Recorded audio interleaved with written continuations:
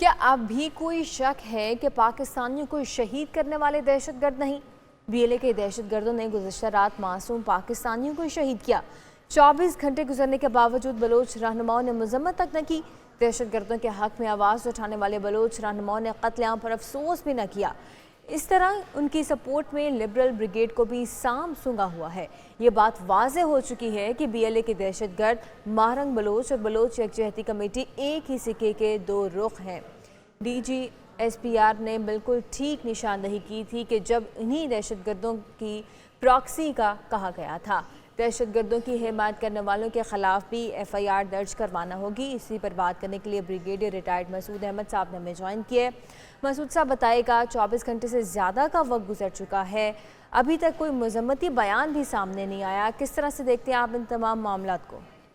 जी हाँ, बहुत शुक्रिया। देखें जी, मजम्मती बयान मुश्किल है, ये नहीं आएगा, क्योंकि देखें कि जिन्होंने इसके बुनियाद रखे और ख़ास तौर पर पिछले एक साल से हमने देखा जब मारंग बलोच नामी इस लड़की ने जो एक सिचुएशन क्रिएट की और फिर उन्होंने एक मार्च किया। तुर्बत में पहले उन्होंने धरना दिया, फिर गवादर में फिर एक उन्होंने मार्च किया टुवर्ड इस्लामाबाद, और एक प्रीटेक्स्ट ये था कि मिसिंग पर्सन्स की बात की, और वो तो एक किस्म की फैंटेसी है, एक नैरेटिव है, एक जो आइडिया उनको रॉ वाले देते हैं कि आपने इसको प्ले करना है, तो वो उसको प्ले कर रही थी।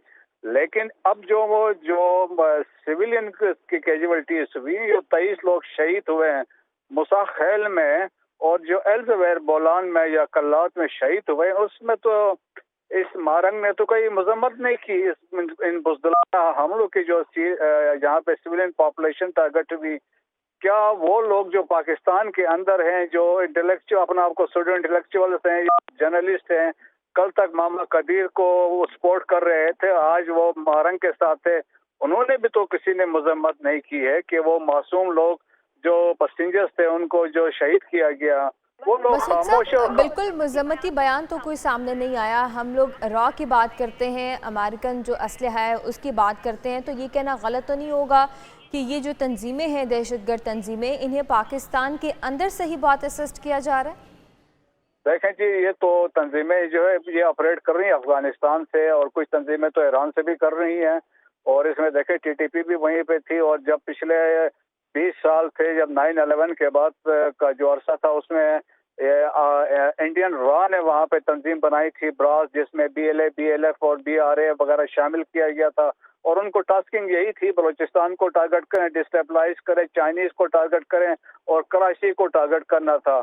और बाद में इन्होंने एक कंसोर्शियम बनाया जिसमें ये बलोचों को भी जो दहशतगर्द तंजीमें थे और TTP को इनको मिलाया था। और आज जो दहशतगर्द सुसाइड बम्बिंग जो कर रहा है जो मजीद ब्रिगेड, इनको TTP वालों ने ट्रेन किया है, तो इनको हथियार भी बाहर से मिल रहे हैं, अफगानिस्तान से मिल रहे हैं, जो अमेरिकन वेपन्स हैं, फंडिंग भी बाहर से इंडिया से आ रही है, लॉजिस्टिक्स भी वहाँ से आ रही है, और वहाँ से इनके देखे पाकिस्तान के अंदर तो फैसिलिटेटर्स बैठे हुए हैं जो इनकी मदद कर रहे हैं, और पॉलिटिकल फंड में बलोच यकजहती कमेटी है जो उनकी प्रॉक्सी है, तो ये इनकी मदद कर रहे हैं। तो ये एक सारा एक प्लान होता है।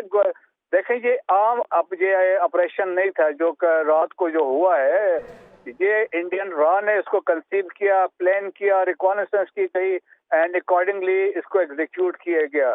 और जिस तरह ठीक है, बहुत शुक्रिया। ब्रिगेडियर रिटायर्ड मसूद अहमद साहब हमारे साथ मौजूद थे और अपने तज्जिया दे रहे थे इस पर।